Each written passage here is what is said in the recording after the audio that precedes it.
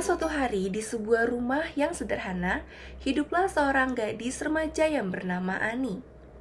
Hari itu, Ani yang mendapat tugas dari ibunya mencoba untuk mengambil waktu sejenak untuk bermain. Tetapi hal itu justru membuat Ani mendapatkan teguran dari ibunya karena tidak mengerjakan tugas yang diberikan. Hal inilah yang membuat Ani menjadi murung. Kenapa sih ibu harus kayak gitu? Aku kan mau main dulu. Aduh, Ade harusnya bisa lebih tanggung jawab sama tugas yang udah ibu kasih ke Ade. Aku kan mau main dulu, terus kerjainnya nanti. Tapi malah jadi diburu-buruin gini. Nenek video call. Halo, Nek. Halo, Ani. Kok tumben Nenek telepon aku? Nenek kangen sama Ani, pengen tahu kabar Ani sekarang bagaimana. Oh, gitu, Nek. Nenek apa kabar? Nenek baik-baik aja, Ani. Kamu kenapa? Kok Nenek perhatiin muka kamu murung sekali?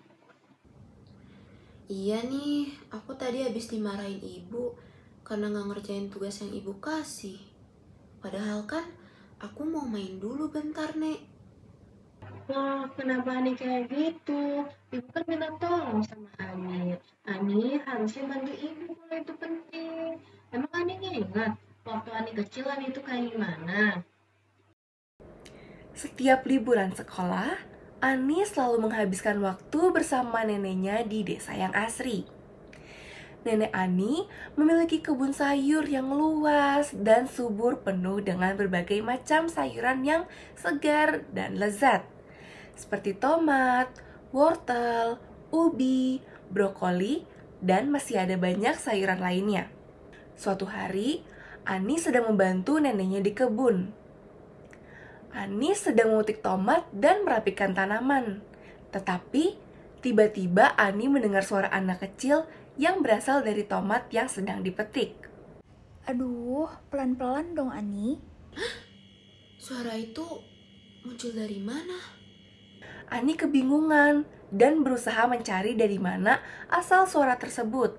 Tetapi, Ani tidak melihat siapapun kecuali sayur-sayuran yang ada di sekitarnya. Siapa yang baru saja berbicara? Itu aku, Tommy, si tomat. Ani melihat sebuah tomat yang tampak berkilau dan segar. Namun, Ani terkejut karena tomat tersebut memiliki wajah yang kecil yang sedang tersenyum pada Ani. Tommy si tomat. Bagaimana kamu bisa berbicara? Bukan hanya aku, semua sayuran yang ada di kebun ini bisa berbicara dan bergerak. Tapi tolong jangan beritahu siapa-siapa mengenai kami. Ini rahasia di antara kita. Oke, Tommy si tomat, aku akan jaga rahasia ini. Seiring waktu, Ani berteman baik dengan semua sayuran di kebun neneknya. Ada Carla si wortel yang ceria, Bayu si brokoli yang bijaksana, dan Umi si ubi yang penyayang. Karena mereka pula lah, Ani menjadi sangat rajin untuk membantu nenek merawat kebun. Melihat hal itu, ibu dan nenek pun sangat senang dengan sikap Ani. Suatu hari, nenek jatuh sakit dan tidak bisa merawat tanaman seperti biasanya.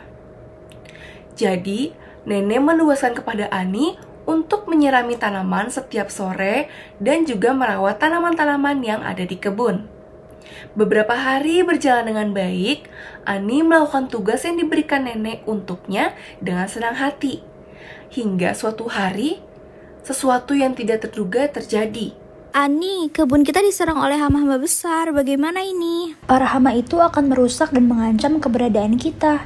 Tolong bantu kami, Ani. Kami tidak akan bisa melawan mereka sendirian. Iya Ani, jika kita biarkan mereka, bagaimana nasib kebun ini? Ani pun merasa prihatin karena ia tahu kebun itu sangatlah penting bagi para sayuran dan juga keluarganya. Lagi pula, nenek sudah menugaskanku untuk merawat kebun ini. Aku harus bisa bertanggung jawab sampai nenek pulih kembali. Tentu saja, aku akan membantu kalian dengan senang hati. Mereka pun membangun strategi bersama. Para sayuran juga mengajari Ani hal-hal yang dapat memudahkan mereka untuk mengusir hama. Hal pertama yang paling penting untuk kita lakukan adalah menjaga kebersihan kebun. Benar sekali, karena dengan menjaga kebersihan kebun, kita dapat mencegah hama muncul di kebun kita. Lalu kita dapat membuat ramuan organik yang akan diberikan kepada tanaman.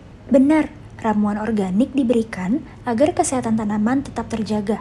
Berkat kerjasama yang luar biasa, mereka berhasil mengusir hama dan tanaman pun merasa damai karena kebun kembali subur.